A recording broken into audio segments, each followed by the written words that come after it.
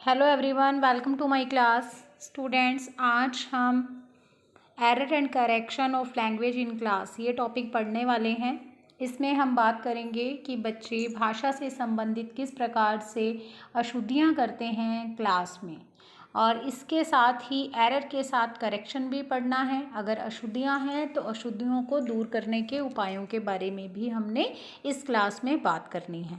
तो इस तरह से एरर एंड करेक्शन यानी अशुद्धियाँ भाषा से संबंधित और फिर भाषा से संबंधित अशुद्धियों को दूर करने के उपाय हम ये दोनों इस चैप्टर में पढ़ने वाले हैं। और इसके साथ ही हम बात करेंगे कि अशुद्धियाँ होती क्या हैं और होती क्यों हैं, क्या होती हैं, क्यों होती हैं, दोनों पे बात करेंगे। तो चलिए हमारी आज की क्लास को स्टार्ट करते हैं। तो सबसे पहले उच्चारण दोष होता क्या है उसे जानते हैं।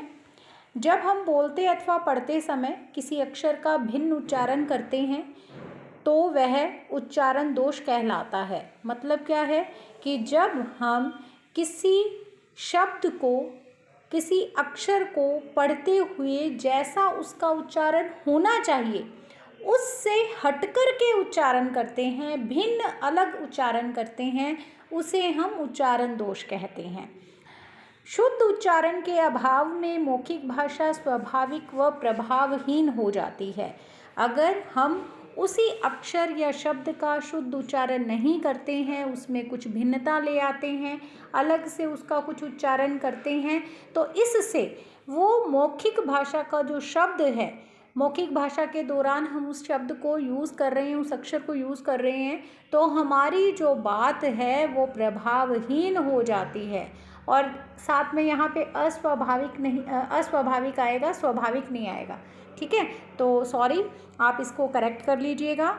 शुद्ध उच्चारण के अभाव में मौखिक भाषा अस्वाभाविक तथा प्रभावहीन हो जाती है।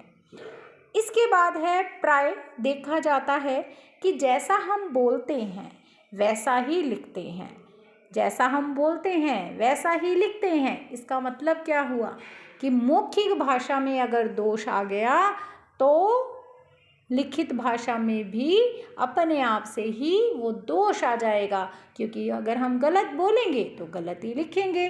तो पहले हमारी मौखिक भाषा स्वाभाविक एवं प्रभावहीन हो गई इसी अशुद्धि के कारण, उच्चारण दोष के कारण। तो अब लिखित भाषा में भी दोष आ जाएगा। इस प्रकार शुद्ध उच्चारण के अभाव में मौखिक एवं लिखित दोनों ही भाषाओं का रूप विकृत हो जाता है, यानी दोनों भाषाएं ही अपने बिगड़े हुए रूप में सामने आती हैं। ठीक है, तो इस तरह से ये जो उच्चारण दोष है वो हमारी मौखिक भाषा और हमारी लिखित भाषा दोनों को प्रभावित करता है।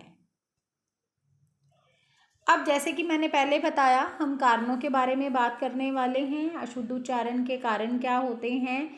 तो अशुद्ध उच्चारण के कारण बहुत सारे हैं, एक एक करके हम इनको जानेंगे। देखिए यहाँ पे इस स्लाइड में आपके सामने 6 कारण, 6 पॉइंट्स हैं, एक एक करके पहले इनको जानते हैं। सबसे पहले आदत का प्रभाव। आदत का प्रभाव अपना एक मेन रोल प्ले करता है अशुद्ध उच्चारण में। देखिए, अगर आपको किसी शब्द को अशुद्ध रूप से बोलने की आदत हो गई है, तब आप उसको शुद्ध करोगे तो आपको उसमें बहुत ही मेहनत करनी पड़ेगी, क्योंकि आदत आपको पता है जल्दी से नहीं छूटती है। तो जब आपको या किसी बच्चे को, किसी व्यक्ति को किसी शब्द के गलत उच्चारण करने की आदत हो जाती है, तब उसकी वो आदत छूटती नहीं है और इसके चलते हुए उसमें उच्चारण दोष, उसकी भाषा जो है वो विकृत हो जाती है, उच्चारण दोष आ जाता है उसमें। उसके बाद दूसरा कारण क्या रहता है? संकोच। संकोच मतलब झिझक।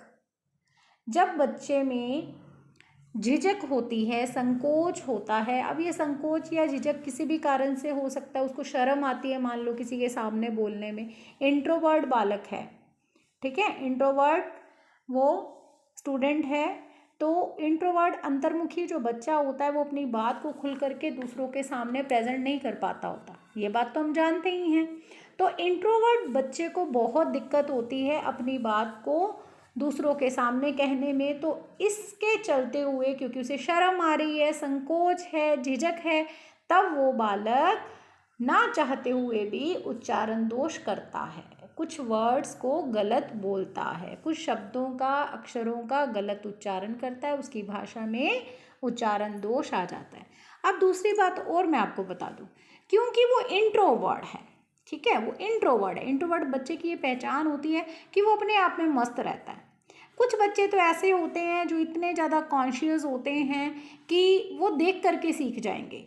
उनको ये लगेगा कि अच्छा मैं ये गलत बोलता हूँ, दूसरे बच्चे इसको ये बोलते हैं, तो वो अपने आप से सुधार ले आते हैं, अपने आप में कैच कर लेते हैं मतलब, और फिर वो सुधार लेके भी आते हैं अपने आप में, अपनी भाषा में। लेकिन ये जो इंट्रोवर्ट बच्चे होते हैं वो हमेशा अपने आप में मस्त रहते हैं। अगर इनके इस उच्चारण दोष की ओर किसी सामने वाले का ध्यान नहीं जाएगा ना, तो ये अपने आप से अपनी इस प्रॉब्लम को ठीक नहीं करेंगे, अपने इस दोष को दूर नहीं करेंगे, इतने कॉन्शियस नहीं होंगे ये, ठीक है। तो आदत का प्रभाव, और दूसरा हमारा कारण है संकोच। उसके बाद तीसरा कारण जो है वो है असावधानी। जैसे कि मैंने अभी अभी बताया कि जब तक किसी और का ध्यान नहीं जाएगा तो बच्चे खुद से उस दोष को दूर करने के लिए, अपनी उस गलती को सुधारने के लिए, उस शब्द को सही करने के लिए बिल्कुल भी तत्पर नहीं होते हैं। असावधानी, सावधानी नहीं करते, जल्दी जल्दी बोलते हैं, फटाफट से बोलते हैं, ध्यान ही नहीं देते, गलत बोल रहे हैं, सही बोल रहे हैं, तो इस तरह से भी उच्चारण दोष हो जाता है। उसके बाद है अज्ञान। अज्ञान, अगर बच्चों में अज्ञानता है, उनको यही नहीं पता कि इस शब्द को बोलते क्या हैं, उनको वर्णमाला का अच्छे से ज्ञान ही नहीं है, तब बच्चे क्या करेंगे? तो बच्चे तो फिर जैसे उनको समझ में आएगा उसका वैसे ही वो उच्चारण करेंगे। जैसे अगर इंग्लिश की बात करें, अगर बच्चों को हमने बताया ही नहीं KNIFE, नाइफ, चाकू जिसको हम हिंदी में बोलते हैं, तो नाइफ की स्पेलिंग ये होती है, और KNIFE को नाइफ पढ़ना है, कनाइफ नहीं पढ़ना। KNOW को कनो ना पढ़ के नो पढ़ना है, के साइलेंट है, उनको ये बताया ही नहीं गया। साइकोलॉजी है, उसकी स्पेलिंग P से स्टार्ट होगी, और जब उसको पढ़ना है तो उसको साइकोलॉजी पढ़ना है। तो बच्चे ये कैसे जानेंगे जब हमने उनको बताया ही नहीं कि ये साइलेंट वर्ड्स हैं। या हिंदी की बात करूं तो अगर मात्राओं का उनको ज्ञान ही नहीं दिया हुआ कि ये छोटे ऊ की मात्रा है, ये बड़े ऊ की मात्रा है, ये ए की मात्रा है, ये आई की मात्रा है, ये छोटी ई की मात्रा है, ये बड़ी ई की मात्रा है, तो इस तरह से जब हम उन्हें ज्ञान ही नहीं देंगे तो फिर वो नहीं सीख पाएंगे। तो अज्ञानता भी एक कारण रहता है। उसके बाद देखिए नेक्स्ट है शिक्षक का अशुद्ध उच्चारण। अगर शिक्षक किसी शब्द को गलत उच्चरित करता है तो बच्चे, तो आपको पता ही, अपने शिक्षक को आइडियल मानते हैं, आदर्श मानते हैं अपना। वो सोचते हैं कि नहीं, हमारा शिक्षक तो इसमें गलत कर ही नहीं सकता, हमारा शिक्षक तो बिल्कुल सही बोल रहा होगा। तो कई बार कुछ बच्चे जो पहले ऑलरेडी सही बोलते हैं ना, उनको ये लगता है कि नहीं, हम गलत बोलते हैं, हमारा शिक्षक सही बोलते हैं। तो इसका मतलब क्या है कि शिक्षक का उच्चारण शुद्ध होना चाहिए, क्योंकि बच्चे उसको कॉपी करते हैं, बच्चे उनको अपना आइडियल समझते हैं, उनकी भाषा को कैच करते हैं, ठीक है। इसके बाद देखिए उच्चारण शिक्षण का अभाव। उच्चारण शिक्षण का अभाव आप ऐसे समझ लो कि बच्चे किस शब्द को गलत बोलते हैं, ये कैसे पता चलेगा? जब हम बच्चे को बोलने का मौका देंगे। कुछ शिक्षक ऐसे होते हैं जो क्लास में अपने स्टूडेंट्स को ये कहते हैं कि आप में से कोई भी नहीं बोलेगा। अगर लेसन पढ़ने की बात भी आती है ना क्लास के अंदर, तो लेसन भी वो खुद ही पढ़ देते हैं। बहुत सारे ऐसे टीचर्स आपको भी अपने स्कूलिंग में मिले होंगे जो लेसन्स वगैरह, या हम कहें कि कोई भी जहाँ पे भी कुछ रीड करने की बात होती है या फिर बात करने की बात होती है, तो बच्चों को बहुत कम मौका देते हैं बोलने का। ना रीडिंग करने देते हैं, ना वैसे ही क्लास में बात करने देते हैं, ना ही अपने आप को एक्सप्रेस करने का उनको मौका देते हैं बच्चों को, जिसके चलते हुए बच्चे तो चुपचाप क्लास में बैठे रहते हैं। तो फिर शिक्षक को पता कैसे चलेगा कि बच्चे कौन से अक्षर को या कौन से शब्द को गलत उच्चरित करते हैं? इसके लिए ये ज़रूरी है कि उनको उच्चारण करने का मौका दिया जाए। तो उच्चारण शिक्षण का अगर अभाव रहता है, उनको उच्चारण नहीं करने दिया जाता, और फिर अगर करने दिया जाता है तो उस पर ध्यान ही नहीं दिया जाता, उसको कुछ उसमें जो शुद्धि लाने की ज़रूरत है, जो दोष दूर करने की ज़रूरत है, उच्चारण शुद्धि लाने की ज़रूरत है, वो लाई ही नहीं जाती। तो इसके चलते हुए इस अभाव के कारण भी बच्चों का उच्चारण दोष वैसा ही रह जाता है। उनके शब्द अगर वो गलत उच्चरित करते हैं तो वो गलत ही रह जाते हैं उनकी भाषा में। ठीक है, ये 6 पॉइंट्स पे हमने बात कर ली है। चलिए आगे बढ़ते हैं। अब देखिए 7वां पॉइंट है आपके सामने, क्षेत्रीय बोलियों का प्रभाव।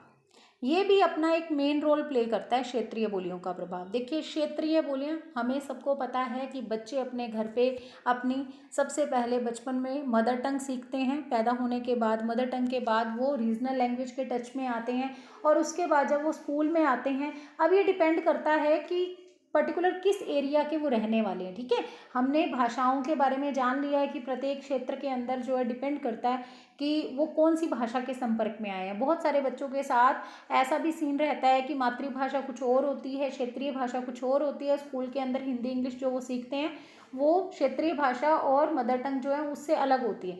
तो इस तरह से वो बहुत सारी भाषाओं के टच में आते हैं टर्न बाय टर्न। तो क्षेत्रीय बोलियों का जो पहली पहली बच्चे भाषा सीखते हैं और या फिर रीजनल लैंग्वेज जो होती है उसका बच्चों की जो स्कूल में हिंदी इंग्लिश बच्चे पढ़ते हैं उस पर प्रभाव दिखाई देता है, डायरेक्ट प्रभाव दिखाई देता है। आप अपने फ्रेंड्स में इस चीज़ को चेक कर सकते हैं। अगर आप खुद या आपके फ्रेंड्स पंजाबी फैमिली से हैं तो जब वो हिंदी में बात करते हैं तो उनमें देखा करो पंजाबी टच आता है, उनकी लैंग्वेज में उनकी बोली का टच आता है। आपको ये डायरेक्ट पता चल जाएगा कि ये पंजाबी फैमिली से है, भले ही वो वैसे देखने में आपको नहीं पता चले कि कौन सी फैमिली से है, तो बोली से उनकी लैंग्वेज से पता चल जाएगा। तो क्षेत्रीय बोलियों के प्रभाव के कारण भी उच्चारण दोष आ जाते हैं। कुछ वर्ड्स ऐसे होते हैं जो इन्हीं क्षेत्रीय बोलियों के प्रभाव के कारण बच्चे जो हैं किसी और लैंग्वेज के वर्ड्स को साफ साफ नहीं बोल पाते हैं, उच्चारण में दोष आ जाता है। उसके बाद देखिए शारीरिक दोष।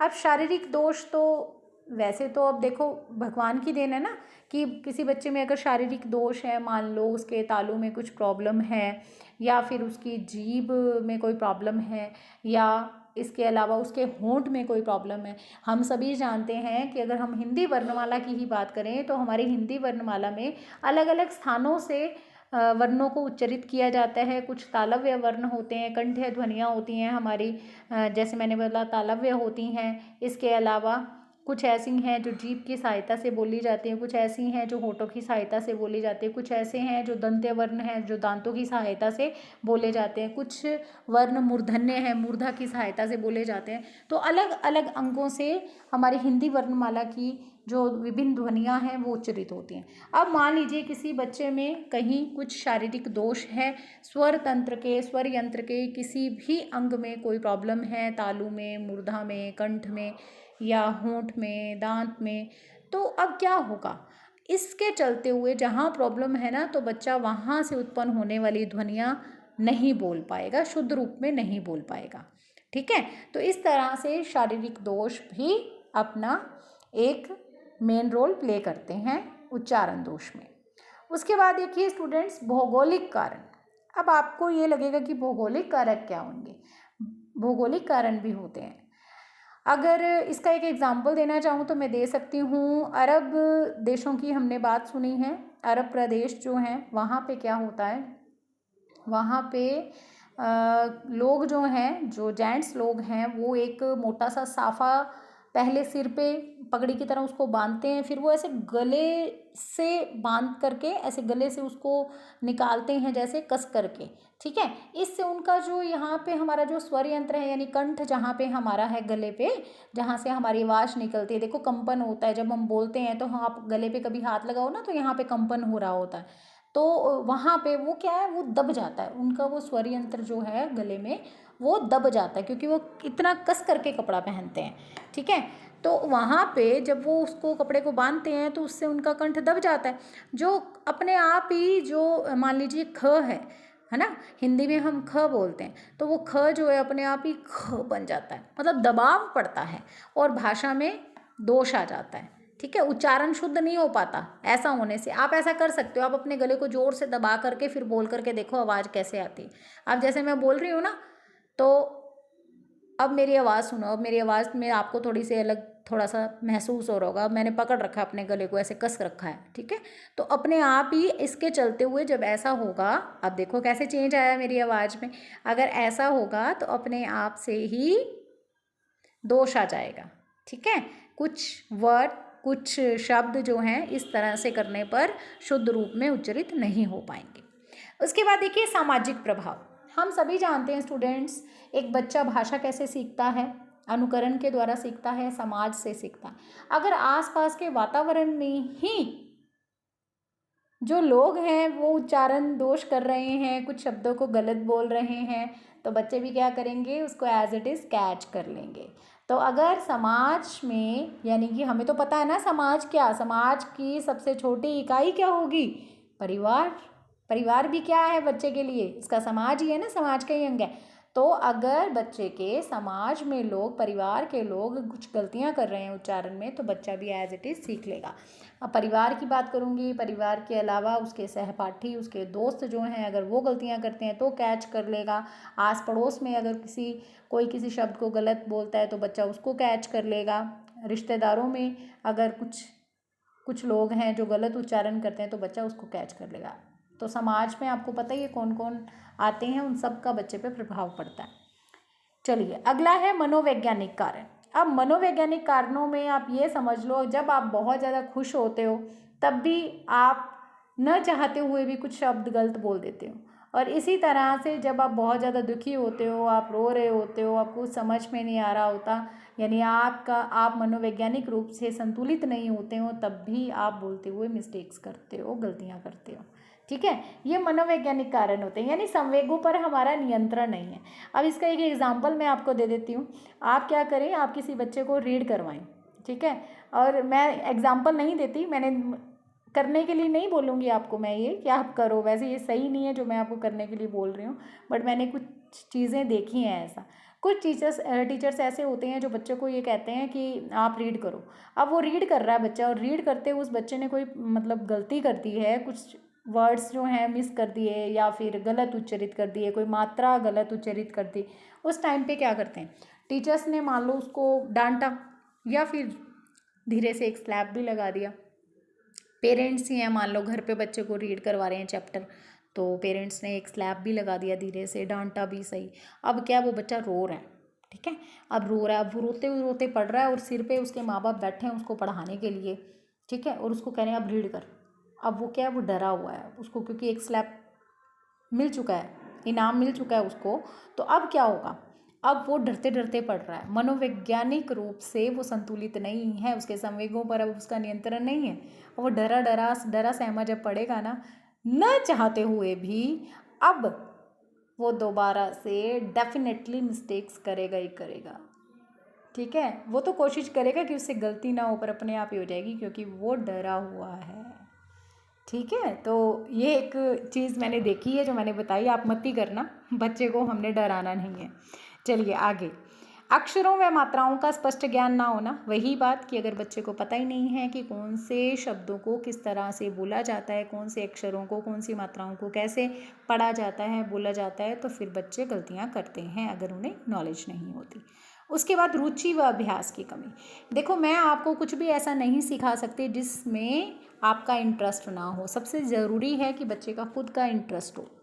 ठीक है, जब बच्चे को इंटरेस्ट नहीं होता अपने उच्चारण को सही करने में, अपने उच्चारण दोष को दूर करने में, तब भी वो उच्चारण दोष वैसा का वैसा ही रह जाता है। और इसके अलावा उच्चारण दोष को सही करने के लिए बहुत सी प्रैक्टिस की ज़रूरत होती है, अभ्यास की ज़रूरत होती है।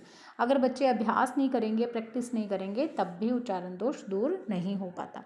तो अगर किसी चीज़ में बच्चे को इंटरेस्ट नहीं है, किसी लैंग्वेज में बच्चे को इंटरेस्ट नहीं है, तो फिर वहाँ पे भी उच्चारण दोष आपको दिखाई देगा। अगर किसी लैंग्वेज की बच्चा प्रैक्टिस नहीं करता है, उससे दूर भागता है, उसको वो पसंद नहीं है वो भाषा, तो इस तरह से उस भाषा के शब्दों को बोलते समय भी आपको उच्चारण दोष दिखाई देगा, उसकी वाणी में, उसकी भाषा में।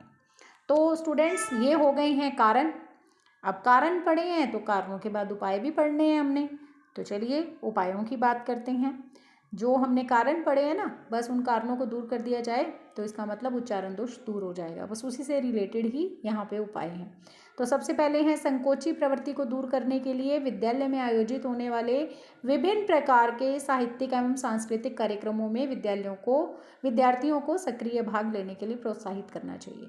वही बात है, हमने बच्चे की जो भी झिझक है, संकोची प्रवृत्ति है, उसको दूर करना है, जिससे कि बच्चा खुल करके अपने आप को अभिव्यक्त कर पाए। क्योंकि अगर वो अभिव्यक्त कर पाएगा अपने आप को, तो इससे हमें पता चल जाएगा कि वो कहाँ कहाँ गलती करता है उच्चारण में, हम उसकी गलती को सही कर देंगे। तो संकोची प्रवृत्ति के जो बालक हैं, जो झिझक रखते हैं, शर्म करते हैं, उन बच्चों को विद्यालय में जो टाइम पर कहते हैं ना, पाठ्य सहगामी क्रियाएं होती हैं, साहित्यिक क्रियाएं, सांस्कृतिक कार्यक्रम होते हैं, उनमें भाग लेने के लिए उसे मोटिवेट करना चाहिए, उसको प्रोत्साहित करना चाहिए कि वो उनमें पार्टिसिपेट करें। उसके बाद देखिए, शब्द रचना का आवश्यक ज्ञान कराया जाना चाहिए। तो यहाँ पे बच्चों को शब्दों की रचना किस तरह से होती है, कैसे उपसर्ग के बारे में बताया जाए, प्रत्यय के बारे में बताया जाए, किसी शब्द में जहाँ बच्चे को प्रॉब्लम आ रही है तो संधि विच्छेद करके बताया जाए उसका। तो इस तरह से शब्दों की रचना का आवश्यक ज्ञान कराया जाना चाहिए। उसके बाद देखिए, बालकों को व्याकरण के नियमों की जानकारी देनी चाहिए, बिल्कुल, जिससे कि वो शुद्ध रूप में सेंटेंस, वाक्य बना सकें। तो व्याकरण के नियमों के बारे में बताएंगे हम। उसके बाद उच्चारण प्रतियोगिताओं का आयोजन किया जाना चाहिए। जैसे बाकी प्रतियोगिताएं होती हैं टाइम टू टाइम, तो उच्चारण प्रतियोगिताएं भी रखी जानी चाहिए, जिससे कि हमें ये पता चल जाए कि बच्चे में भाषा से संबंधित कहाँ कहाँ उच्चारण दोष बच्चा करता है, और हम उसको सही कर सकें, शुद्ध कर सकें, और इसके साथ साथ ही बच्चे भी मोटिवेट हो सकें उच्चारण के प्रति, या अपने उच्चारण को सही करने के प्रति जागरूक हो सकें। उसके बाद है भाषण व संवाद प्रतियोगिताएं आयोजित की जाएं। तो डायलॉग्स कॉम्बिनेशंस भी रखवा सकते हो आप, भाषण प्रतियोगिता भी रखवा सकते हो, ये भी इसी से रेलेवेंट है, इससे भी उच्चारण दोष को ठीक करने में हेल्प हो जाएगी। उसके बाद आगे देखिए, सस्वर पाठ का अभ्यास कराया जाए। सस्वर पाठ आपको पता ही है, रैपिड रीडिंग को हम सस्वर रीडिंग या सस्वर पाठ कहते हैं। तो बोल बोल करके बच्चों को पाठ पढ़ने के लिए कहा जाए, ठीक है। उसके बाद व्यक्तिगत एवं सामूहिक विधि का प्रयोग किया जाए। व्यक्तिगत मतलब पर्सनल, और सामूहिक, व्यक्तिगत पर्सनल, सामूहिक का मतलब एक साथ समूह में, ठीक है। तो बच्चों को व्यक्तिगत रूप से, जो बच्चे पर्सनल रूप से या पर्सनली मतलब हेजिटेट होते हैं रीडिंग करने में, तो उन बच्चों को क्या किया जाए, ग्रुप में रीड करने के लिए कहा जाए, ठीक है। ग्रुप में रीड करने के लिए छोटे छोटे बच्चे देखा करो अपनी अपनी किताबों से रीड कर रहे होते हैं सारे मिल करके। तो इससे क्या होता है, बच्चे में जो भी संकोच है, जो भी झिझक है, वो दूर हो जाती है, वो मोटिवेट होता है रीडिंग के प्रति, क्योंकि सारे बच्चे ही एक ही काम कर रहे होते हैं, तो उसको अच्छा लगता है कि मैं भी करता हूँ।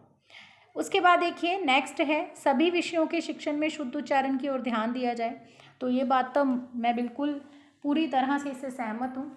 क्या होता है कि जो हिंदी इंग्लिश का टीचर होता है, लैंग्वेज का टीचर होता है, उस पर ही ये कार्यभार डाला जाता है कि केवल उसका ही ये कर्तव्य है कि कक्षा के बालकों का उच्चारण शुद्ध होना चाहिए। बाकी टीचर्स जो मैथ्स के हैं, साइंस के हैं या फिर एसएसटी के हैं, वो सब इस कैटेगरी में नहीं आते। वो उसको, उनका तो एक क्राइटेरिया ही नहीं है ना, उनका मतलब तो सिर्फ उनसे इतना ही एक्सपेक्ट किया जाता है कि वो सिलेबस को पूरा कराएं।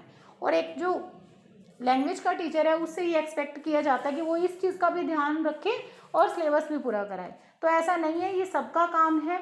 आप भी अलग अलग सब्जेक्ट्स के टीचर्स हो, है ना, टीचर्स सब अलग अलग बनोगे, सब अलग अलग टीचर्स सब्जेक्ट के टीचर्स बनोगे, तो आपको भी क्या करना है, सबको, चाहे आप किसी भी सब्जेक्ट के हैं, आपको बच्चों के उच्चारण की ओर ध्यान देना है, उनको शुद्ध उच्चारण के बारे में सिखाना है। उसके बाद बालकों को ध्वनि तत्वों का ज्ञान दिया जाए। वही बात है, ध्वनियों के उच्चारण के बारे में, शुद्ध रूप के बारे में, उनके शुद्ध उच्चारण के बारे में बताना है। नेक्स्ट है विभिन्न ध्वनियों के उच्चारण में जीभ, दंत, तालु आदि का स्थान बताया जाए। वही कि कौन सी ध्वनियाँ दंते हैं, कौन सी कंठे हैं, कौन सी मूर्धन्य हैं, कौन सी ओष्ठ्य हैं, इस तरह से उनको नॉलेज दी जाए। उसके बाद भाषा प्रयोगशाला का प्रयोग किया जाए। आप सभी को पता है लैंग्वेज लैब क्यों बनाई गई है। लैंग्वेज लैब का अगर हम देखें तो यूज़ क्या है, उपयोग क्या है, इसको क्यों ज़रूरत पड़ी, तो इसकी ज़रूरत ही उच्चारण दोष दूर करने के लिए हुई। तो लैंग्वेज लैब में बच्चों को ले जा करके जो लैंग्वेज लैब के विभिन्न इंस्ट्रूमेंट्स होते हैं, वहाँ पे इक्विपमेंट होते हैं, उनके द्वारा बच्चों के उच्चारण को शुद्ध करने का प्रयास करना चाहिए शिक्षक को। तो भाषा प्रयोगशाला का प्रयोग किया जाना चाहिए। उसके बाद देखिए, विद्यार्थियों की मौखिक अभिव्यक्ति को प्रभावी बनाने के लिए विभिन्न साधन अपनाए जा सकते हैं। बच्चों की मौखिक अभिव्यक्ति अगर अच्छी होगी, प्रभावी होगी, तभी तो हम कह सकते हैं कि जो उच्चारण दोष हैं वो दूर हो सकेंगे।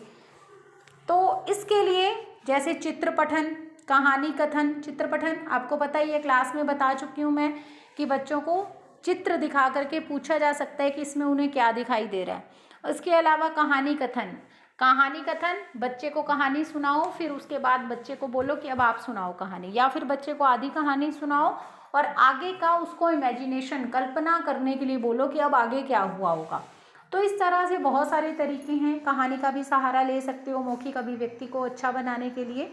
उसके अलावा कविता, सस्वर पाठ, मैंने अभी बताया था पहले भी, सस्वर पाठ कराना चाहिए बच्चे को। तो बच्चे को कहना चाहिए कि वो पोम को क्या करे, कविता को क्या करे, वो बोल बोल करके उसको रीड करे। उसके बाद अभिनय करा लो बच्चों से, एक्टिंग करा लो। एक्टिंग करेंगे तो इसका मतलब क्या है, डायलॉग्स भी बोलेंगे। इसके अलावा वाद विवाद, बच्चों से आप डिबेट करवा सकते हो, 2 ग्रुप्स बना करके किसी टॉपिक पे डिबेट करवा लो। इसके अलावा अंत्याक्षरी भी बहुत अच्छा एक रोल प्ले कर सकती है बच्चे की मौखिक अभिव्यक्ति को, उच्चारण दोष को दूर करने में। इसके बाद बाल सभा में बच्चे क्या करते हैं, अपनी अपनी प्रस्तुतियाँ वहाँ पे देते हैं, प्रस्तुत करते हैं। सांस्कृतिक कार्यक्रम, प्रश्नोत्तर, इसके अलावा संवाद यानी डायलॉग्स, और विचार गोष्ठी, यानी कि बैठ करके एक ग्रुप होता है, या हम कह सकते हैं एक पैनल होता है, सब लोग बैठ करके एक टॉपिक पे चर्चा करते हैं, इसे हम कहते हैं विचार गोष्ठी। तो ये कुछ तरीके हैं जिनके द्वारा बच्चे की मौखिक अभिव्यक्ति को प्रभावी बनाया जा सकता है। और मौखिक अभिव्यक्ति करने का मतलब बच्चा स्टेज पे जा करके या क्लास में आगे आकर के बोल रहा है, बोलने के दौरान आपको ये पता चल जाएगा कि बच्चा उच्चारण से संबंधित कौन कौन सी गलतियां करती हैं, और आप उन गलतियों को दूर कर सकते हो। तो ठीक है स्टूडेंट्स, ये error and correction of language in class, ये हमारा टॉपिक जिसके बारे में आज हमने जानकारी ली। तो आज की क्लास में हम इतना ही जानने वाले हैं। अब हम मिलेंगे नेक्स्ट क्लास में। Thank you so much, have a nice day, God bless you all.